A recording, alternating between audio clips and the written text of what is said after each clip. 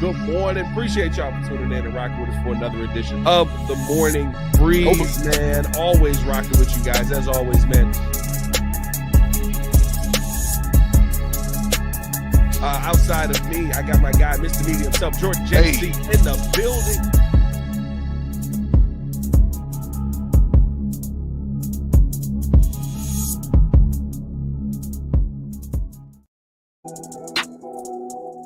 That's right.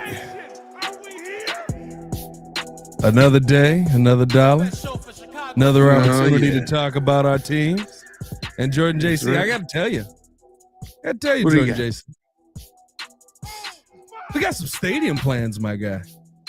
Might be a little stadium leak, my guy. Okay. Might be a little something interesting here, my guy. We'll see. We'll see. Because season ticket holders might have possibly been getting the preview of the seating chart of what this stadium may look like. We got to bring that to the people of Breeze Nation here. Okay. And then PFF finally got disrespectful.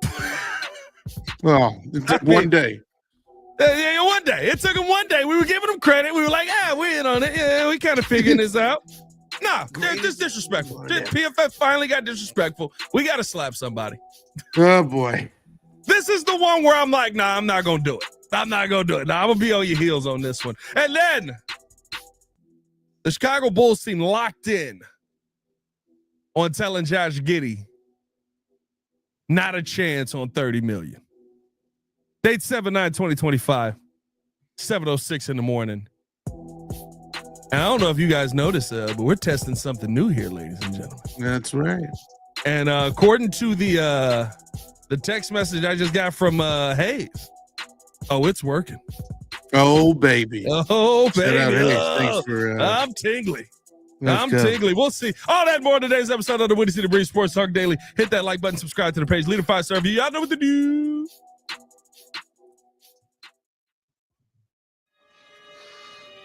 Push the button. Come on. Push the button. Come on, push the button. Yeah, come on, push your button.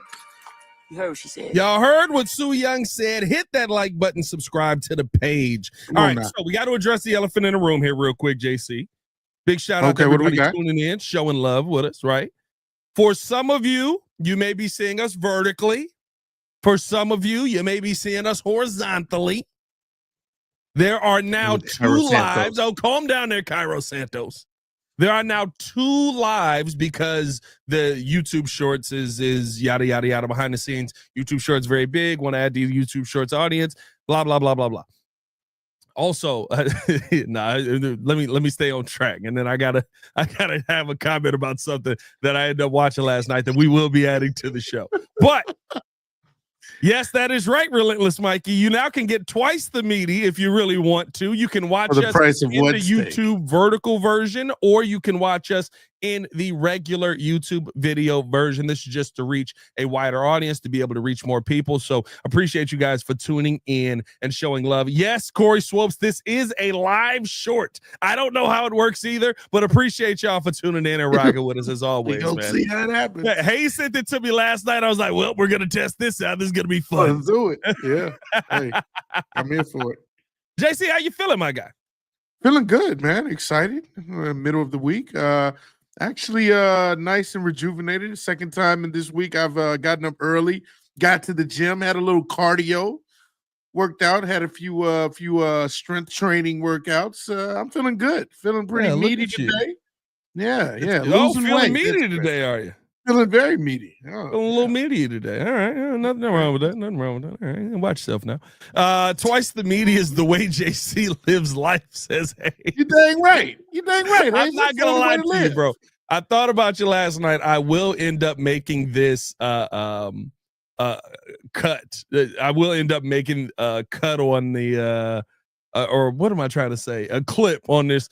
I ended up watching Madagascar last night, and I forgot there's a scene in there where there's steaks just falling on Alex. Right.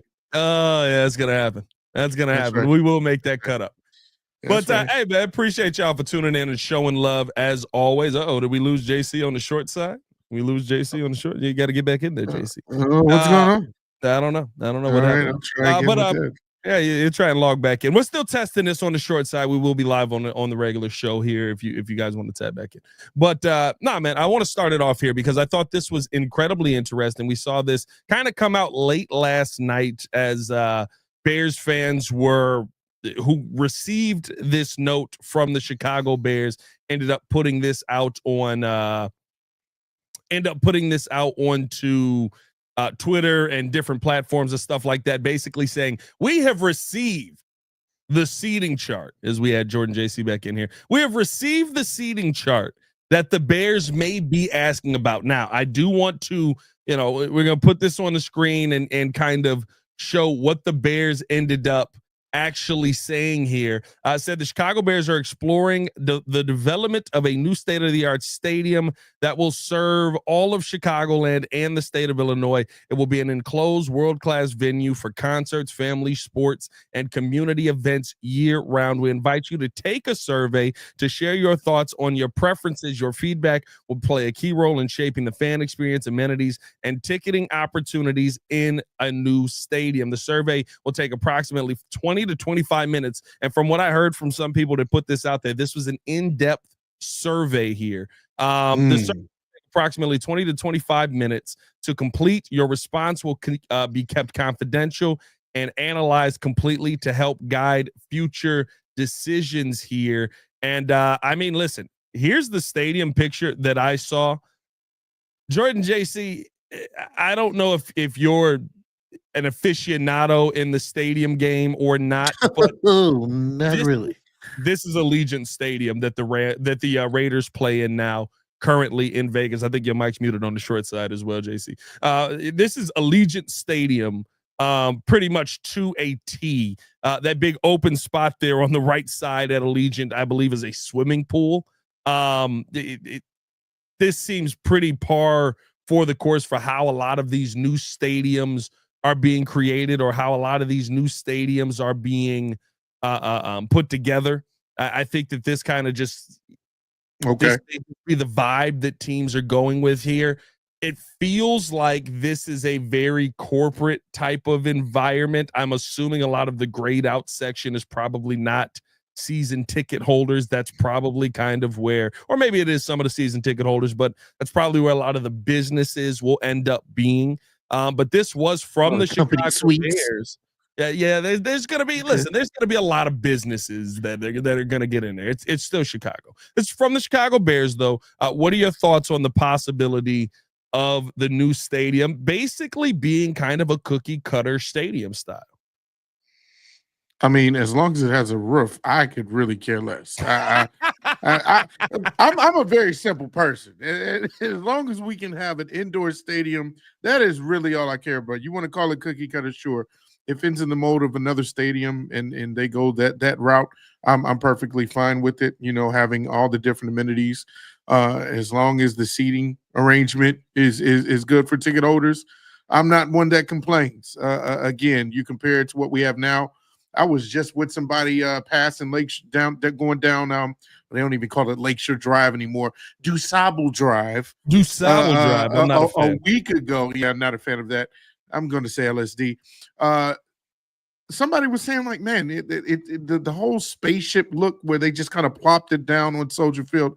Why in the world did they even bring that in the first place? And so I think anything will be an upgrade from that. I am perfectly fine with the outlook and the plan going forward.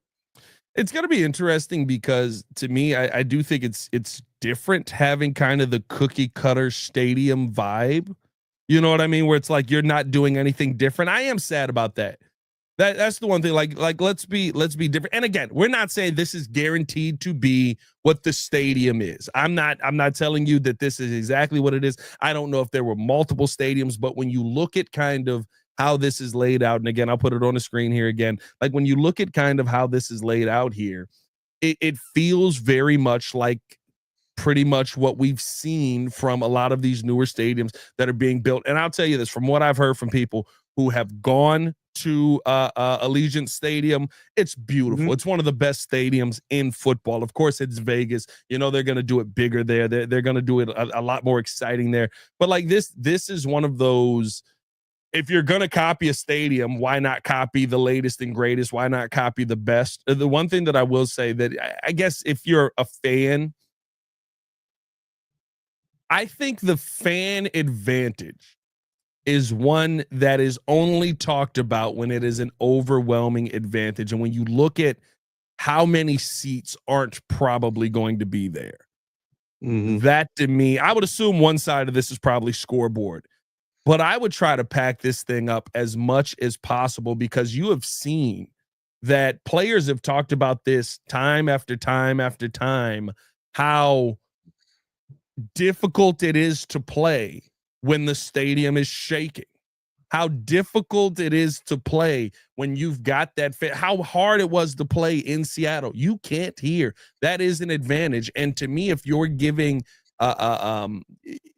if your plan is to be one of the better football teams here, and I get it, Chicago can rock anything out, but yeah, I would think you would want to have as many fans as possible in that building, making the fan experience. Because here's the thing, I understand the survey and we want to get the fan experience and we want to have fun and we want to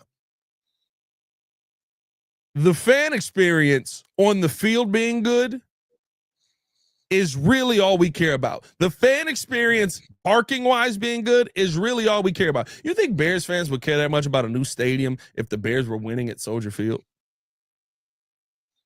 No, not really. That's because we've been used to the weather for years. Yeah, like that's my thing. Focus on the fan experience that's happening on the field, and everything else will work itself out. Like to me, honestly, the big thing with all of this is I would love to see this stadium sit, and it's probably not going to. It's probably going to sit the minimum that you can for a Super Bowl. I would love to see this thing sit 60, 70,000 plus, because then now you're taking away the weather advantage, which I don't know if it's been a thing. Much of an advantage over the years. And now you're giving yourself, to me, an opportunity to add in the fan advantage, where you really can mess up somebody's game by just being the loudest person in the building. Yeah. No, that's a fact. I think the biggest thing for me, and I was looking at Allegiant Stadium's just kind of outlook and blueprint, their parking is actually pretty respectable as well. A lot of space. That is the biggest thing. A lot of space, but that's the biggest thing for me, compared to what we're doing now. Because I remember the last time I went to a Bears game, parking right on near the lake, it took about 25 minutes to walk from where we were to the entrance of Soldier Field. And so that's my biggest thing, outside of the fan experience. And I agree with everything that you said about, that being the most important thing outside of the play on the field, obviously, is how is the parking going to look, with this cookie cutter stadium? Is it going to be something that's obviously way more respectable and more manageable for fans, in the future versus what we've been dealing with now? It is funny to think that, like, it's such a Chicago thing, bro. It's so Chicago. Where are these people? Levante said some of y'all need to walk. Where are these people gonna park? Yeah. Hey, the people that need to walk, let them walk. You know what I mean? Here's my thing. I just want be able to watch the Bears junkie. I want hot tub seats. That's all he wants. I don't know about all that. That's the premium. Individual hot tubs as the seats right there. That's what I'm looking for. That's utterly ridiculous. I think the big thing, if you're a Bears fan right now, truthfully, all you want is the team on the field to be good. We don't care. We'll watch them at a high school field. But like, if you're going for the fan experience, right? Like the pool thing at Vegas is cool. Yeah. Here's the difference that I think you have to take into account with a lot of these teams. And I don't know if the Bears are going to do that here. But it's very similar to Allegiant Stadium. You have to think about how many Raiders fans are in Vegas. How many like diehard Raiders fans, LA Chargers fans, all of these teams that have moved out there, how many of those fans are diehard fans? I think the experience here in Chicago has to be completely different than some of these cities where, if we're being honest, and let's be real about this, you don't have diehard fans. You don't have people that their week is made. I saw a Barstool Chief tweet this out yesterday, and he was like, you ever think about like how life's going to be if the Bears are ever good? Like, our weeks are made if the Bears win. The Bears better win. Or worse. Yes. Yeah. When Washington happened, the city was dead. I was depressed going to work for like 6 days until the next week, and even going into the next week, you were like,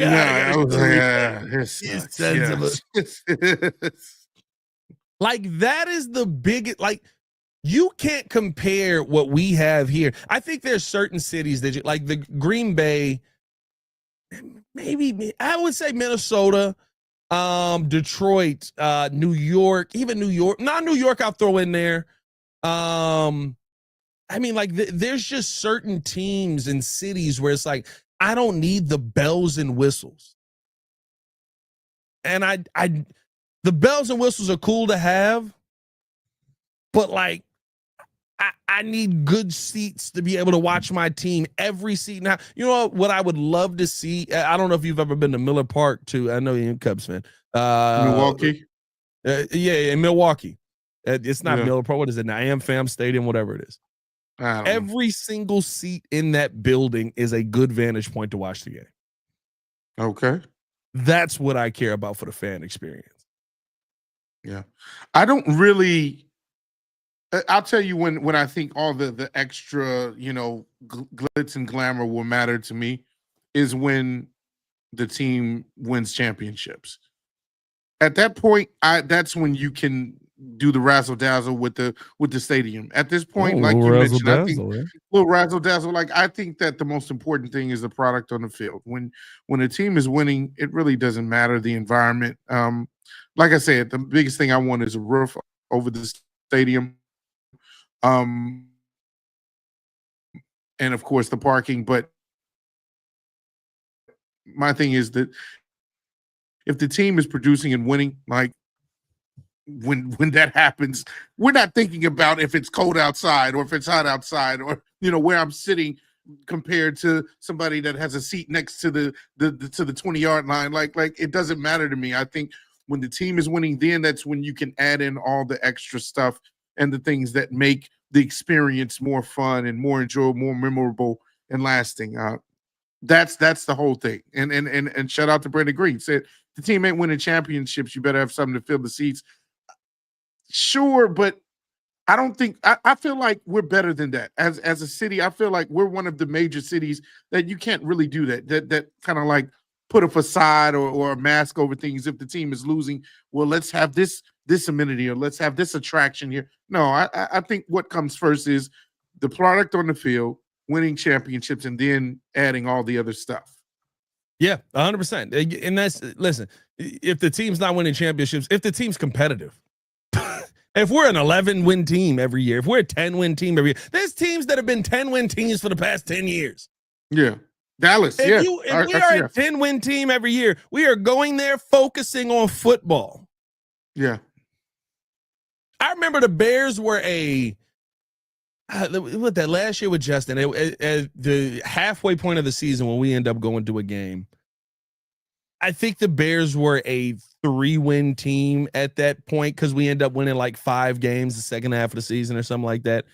So we were a 3-win team the second half of the game, or the first half of the season. There's some dude standing behind me at this game just going in on Tremaine Edmonds and how he needs to make a play and live up to his contract. We got 3 wins out of like 8 games. Bob, you need to live up to your contract. Why haven't you? We got 3 wins. He's worried about Tremaine Edmonds living up to his contract. Football is different here. Yeah, yeah. And so for me, like, I think if you've got a competitive team year after year, you're not going to need the glitz and the glamour. And I mean, like it's going to be cool to have. And I think there is a part for that. I'd say this, you really want to fill that space with something. And I don't know what it's going to be again, but like you really want to fill that space with something, a bar. There you go. Giant bar. That's all you need. Yeah. Give me giant bar where I can look out and I can still see the game, and I can look over here and I got TVs. That's all I need. Giant bar. We don't need anything else. We are a simple people. You give us alcohol, you give us football, you give us women. Or men, whatever you choose. Yeah. That's bottom line for us. It's very simple. No, seriously. Yeah. It's very simple. We'll see what ends up happening with the stadium deal. Hit that like button if you have not done so. And a good chunk of you guys have not done so. Subscribe to the page, leave a 5-star review. Y'all know what to do. Again, if you are watching over on the YouTube short side, shout out to you. Welcome to a new experience. If you're watching here over on the regular live, as we like to call this, the original live, if you will. We appreciate you guys for tuning in and showing love. As always, we're going to take a quick break and listen into a word from our sponsors real quick, and when we come back, Jordan JC, we got to talk about some Pafif disrespect, my guy. Just utter disrespect. All over the place. All over the place. It's disrespectful out here, my boy. Hey, we'll be talking about that right after this. Appreciate you guys for tuning in and watching the show. Today's episode of the podcast is brought to you by Aura. Have you ever done a Google search on your own name? You'd be surprised what pops up. Your full name, email address, home address, health records, your relatives. It's all out there. And that's why I've been using Aura, the sponsor of today's video. Aura shows me which data brokers are selling my information and automatically submits opt-out requests just for me. Cleaning up my information not only helps reduce the amount of spam I get, but it protects me from hackers who could use that information to help them access my social media, bank accounts, and other sensitive information. It's really simple to set up. I don't have to download several apps or go to things like antivirus, VPN, password management, parental controls, identity theft, but you can get all of that in one place with Aura. I get everything at one affordable price as well. You may already have one or two of these tools, but not having Aura is like leaving the front door locked while leaving the back door and windows wide open. For you to be able to take advantage of Aura, we got a special deal for you here today. Stop data brokers from exposing your personal information. Go to my sponsor at https:/aura.com/the Windy City. Again, that is aura.com/the Windy City to get a 14-day free trial and see how much of your information is being sold.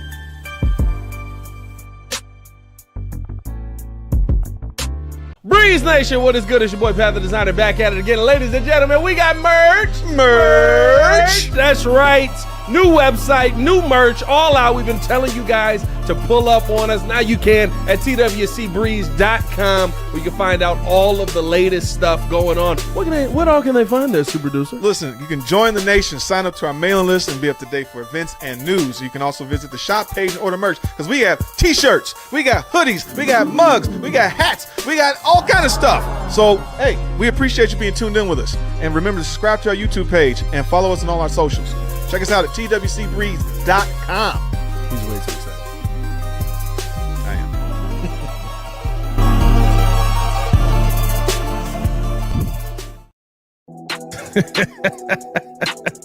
I love King Booker. Oh, God, it's fun. Battle stance. Battle stance. The best show for Chicago sports. Welcome back in, man. Appreciate y'all for tuning in and showing love. Hit that like button, subscribe to the page, leave a 5-star review. Y'all know what to do. Now we got to talk about this Pafif article. Listen, every now and then, they teased us. JC. They gave us the best top 5 offensive line yesterday. Number 4. In the league. Look at that. Killing the game. We got to talk about our DB room. And you know what? I think this is really just a good conversation on kind of where the league views this Bears DB room. Now listen, still top 10. Still top 10. But a little bit lower than I feel like we can really say this Bears DB room should be. PFF gave their rankings on the top 2025 secondaries. Number 1, the Baltimore Ravens. All right. I guess, a little Jair, the Jair love is crazy there. Whatever. I mean, shout out to his 7 games a year. Number 2, Kansas City Chiefs. Number 3, the Denver Broncos. Number 4, the Houston Texans. Number 5, the New England Patriots. Number 6, the Detroit Lions. And then coming in at number 7, the Chicago Bears. Okay. Still a top 7 DB room. Yeah. Bad. But listen. Here's where I have to completely push back. And let me know if I'm just tripping on this. Jalen Johnson is the best PBU corner in football, right? I would say so. Yeah, he's up there. Kyler Gordon is the best slot corner in football, right?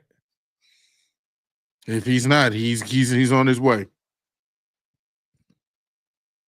When Jaquan Brisker is healthy, and I guess if that can play a part in this, but when Jaquan Brisker is healthy, is Jaquan Brisker not a top 5 safety in football? Yes, he is. How the Lions better than us?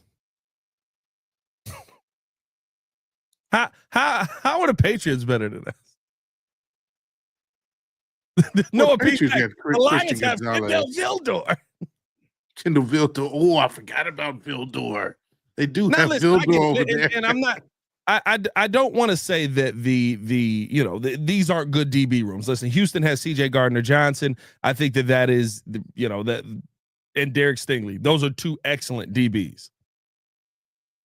But if we're being honest, there is not a better DB room in football in my mind than the Chicago Bears.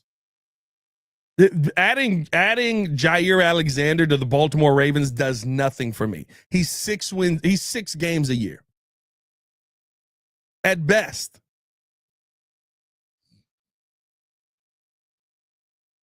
At best.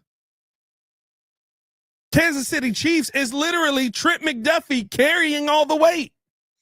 Yeah, I was about to say, because Wichkoff's been gone for a couple years now.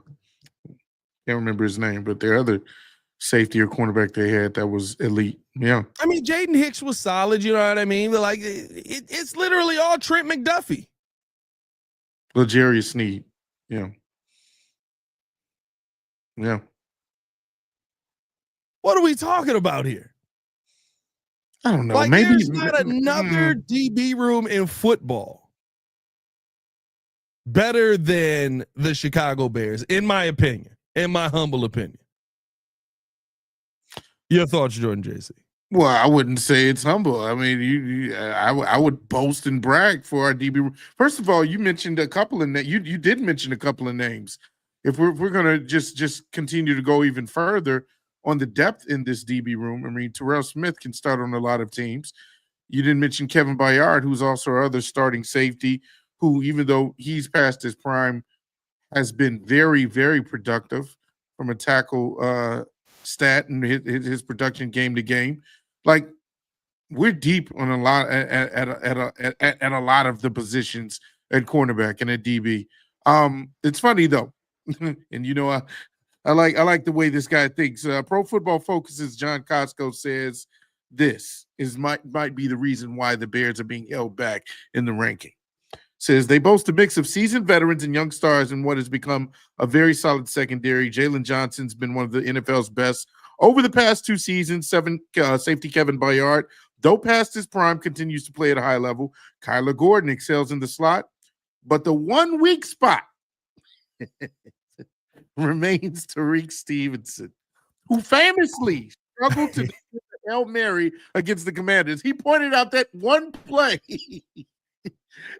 as the reason why the Bears are struggling. It's all your fault, Tariq, why we're not number one on this list. Hey, I will say this too. I will say this. Listen, and to have a bigger conversation here, right? Everybody working. I don't know if you saw the Jaquan Brisker video. I mean, everybody's working. Brisker's, hey, we out here. We got KG in the building, man. We got Jalen.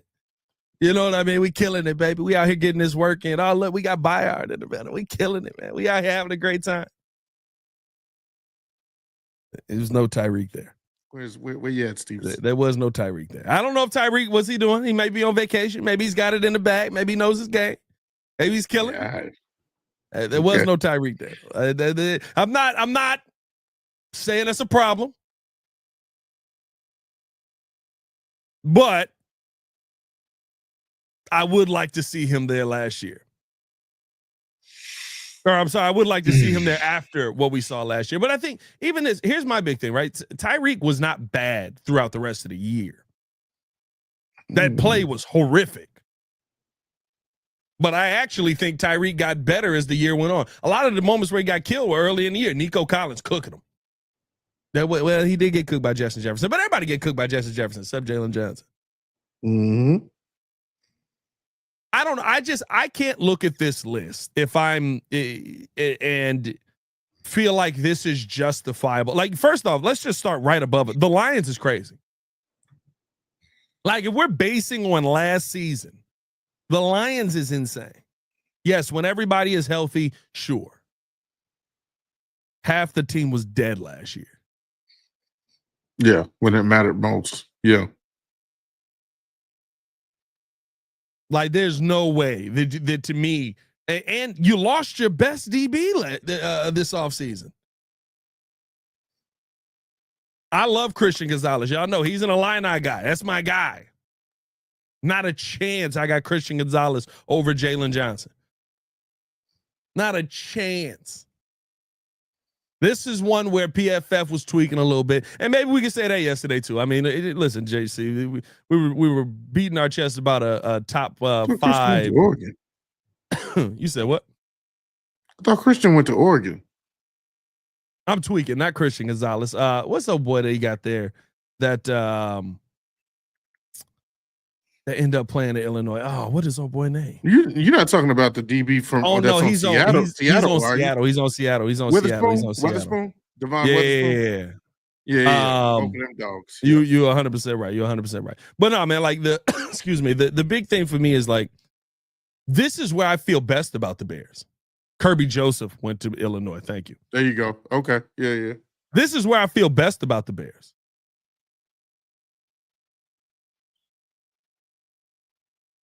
Like, the DB room is where I'm most confident in this team. Yeah.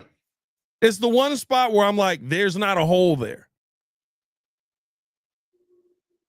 And I would take the Bears DBs up against anybody's in the NFL right now. Now, there's certain DBs I would rather have. Sure. I'd love to have Trent McDuffie on this team. In replacement of Tariq, yeah, you go right ahead. Yeah, well, you come down. I'm not going to be disrespecting Tyreek on this stream. Look, man, hey, all right. You're not going to be disrespecting Tyreek on this stream. I'll relax. Yeah, you come down. You sound like you're holding him in there as well. Like you're looking at that play and say, you got to be better. That's right. You wise up. No. Here's my thing. I'm in agreement with this, and I think even compared to what we talked about yesterday with the offensive line being fourth, because what did we say that probably is the best upgraded unit in the NFL from one year to the other. With this DB room. It has been the best DB room, in my opinion, for the last couple of years. Like, Ryan Poles, again, does not miss. We didn't even mention the DBs that he got this year. Zay Frazier looks like he could be really, really good at steal. A lot of people are comparing his length and the way he may be able to play to the other guy that's on Seattle across from Witherspoon. I believe he plays even safety a little bit. Oh, my goodness. Name escapes me right now, but like Woolen. Yes, Woolen. A lot of people are saying he could be like a Tariq Woolen. That is amazing. Like this depth, the depth on this team at that position is insane. And everybody, obviously, outside of a few, since when we mention names, have to show up and improve a little bit. But my thing is that overall, there's really, as you mentioned, no holes. Even with Tariq, obviously, if he gets his head on straight, he has all the talent in the world to be a very, very good cornerback. Kyler Gordon shows up, and if he stays healthy, I think this will be the breakout year for him, being a slot corner. Jalen Johnson, again, we talked about him seemingly have to prove himself year after year, although he's been a household name for the last 2 years after he proved that, he can pass breakups, but also he can actually intercept the ball. And so this year, when he's going to be following around those top receivers from team to team, he'll prove himself even more. And so I don't see where the lack of talent is. I don't see where the lack of depth is. And top to bottom, I think we do have the best room in the NFL when it comes to DB. So, yeah, this is a little bit of a slight to the Chicago Bears. Yeah, I mean, listen, it's you still got them top 7. Listen, go out there and prove it. That's what it comes down to. You had a DB room that kind of did give up last season. I mean, if you're talking about being led, right, Jalen Johnson, if there's a detriment that you want to have, Jalen Johnson was done. By the time we got to the second half of the season, for the most part, and kind of outside of the divisional games, he was done. You know what? That might be what it is. That might be what it is, Pat, is that a lot of these analysts and experts and people that really are ranking our team, they're taking a step back. And maybe we deserve that. Maybe the Bears deserve that because last year there were high expectations and we didn't come to we didn't meet any of those expectations. We underperformed, we failed, we were not successful. Everything was bad, from the coaching staff to the play on the field to the quarterback play at times were inconsistent. The wide receivers weren't as good as we thought they were. The running backs weren't as good as we thought they would be. Like everything didn't pan out the way we thought it would be. And so maybe this ranking is deserving until, like you said, go out and prove it. This wait and see approach, just like with the offensive line. Everything looks shiny and new and really, really good and upgraded this year. But I think everybody's kind of saying, well, let's wait to crown these guys, before the season even starts. You want to crown them, then crown it. Rest in peace. I watched that game a couple of nights ago. Bro, that game is insane, bro. When you hear how they talk about the Bears in that game, bro, they're literally just like the commentators, bro, because it's freaking Tony Kornheiser. Kornheiser, yeah. Kornheiser's in the booth. I'm like, what the heck is happening? Charles Barkley was in there for a random third quarter commentary. Like he was there the whole third quarter, commentating the game, bro. Like it was the most random group. I don't even remember that. That's crazy. I literally just watched this game the other day because I was like, I ain't seen it, cut it on.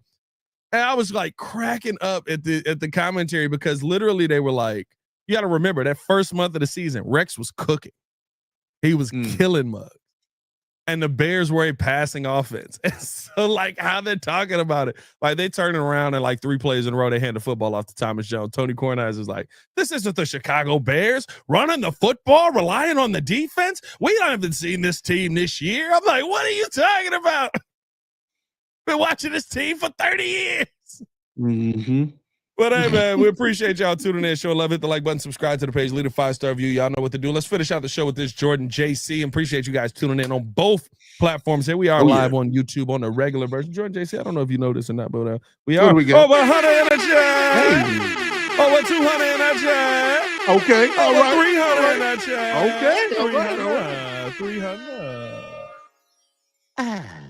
Good morning. There we go. Good morning, y'all. Let's finish out the show on this, Jordan JC, because we got this report yesterday from Casey Johnson. It's been talked about. I talked about it over on the Chicago Bulls Breeze. Tap in with the Chicago Bulls Breeze as well. The Josh Giddy staring contest has turned into even more of a staring contest. It's really just, there's a lot of this going on right now between AK and AK. AI?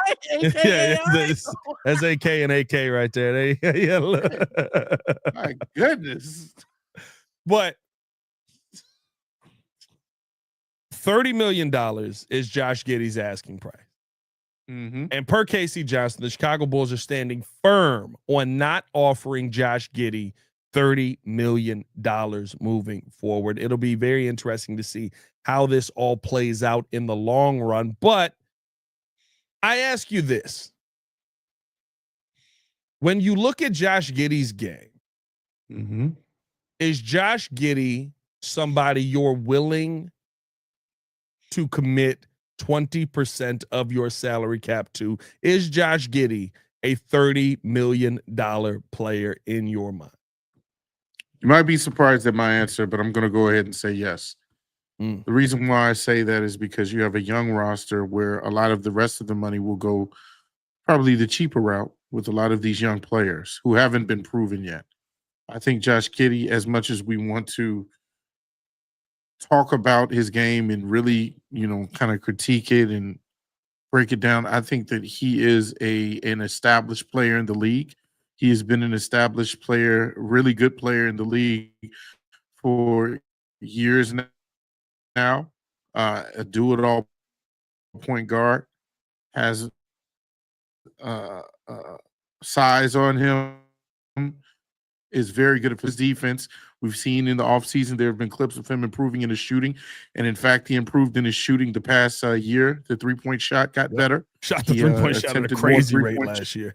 And like he turned it on. He found something with that. And so that hopefully can be a part of his game as well, the further we go along here. But he's a do-it-all point guard. He will give you a little bit of everything on the court. And so, yeah, sure, he's deserving of that. You look at some of the contracts that players are getting now, $30 million, I think in the very near future will be a bargain again. What did we pay Zach LaVine when he was there? Wasn't it like 20 or a little over 20 million? Zach LaVine was making 40+ million. Or I'm thinking about it. Maybe I'm thinking about his first contract. His first contract, he was making 20. Yeah, but here's my thing. Even when you compare that type of player, and we talk about was Zach LaVine, is Zach LaVine the type of person that can take you to a certain level or into the playoffs? Can he be that leader that can get you over the hump and be an elite team? Well, I would argue that maybe Josh Giddy can be an even better version of that because of everything that he is a part of on the court that he contributes to, even more so than Zach LaVine, in my opinion. Obviously, the elite scoring is not there from all three phases or three areas on the court, but I think he's improved in that. I think it's overlooked that you need a player like that premium type of point guard that will get the young guys involved, especially I think his matching up with Matas Buzelis. And, if Kobe White's still here, I think he's the perfect point guard for those type of players. And so, yeah, you pay the guy and keep it moving. I don't think you try to leverage where I think it was at Utah that might have some interest or anything like that. I think you just get this done and move forward. Here's what I'll say. And I said this on the video yesterday on the Bulls Breeze. This may be the best that it gets for Josh Giddy. And so I'm not opposed to seeing how it plays out. I'm not opposed to playing hardball here. Because I can guarantee you this. If Josh Giddy, for an entire season, turns back into the 15-8-7 guy that he was, he's not going to get $30 million. So there's a lot of people that believe that the Bulls are sitting here, right? And the Josh Giddy now holds the cards because he may sign the qualifying offer for $11 million and just play this year out and end up becoming a free agent at the end of the year. And if you do that and you get 14, 8, and 7, guess how much you're gonna be making? Probably about $20 million. So and again, I'm operating from this standpoint that the Bulls are probably in that $25 to $28 million range. That's been reported a couple of times. I would say that's probably where I expect the Bulls to be, kind of in that $25 to $28 million range.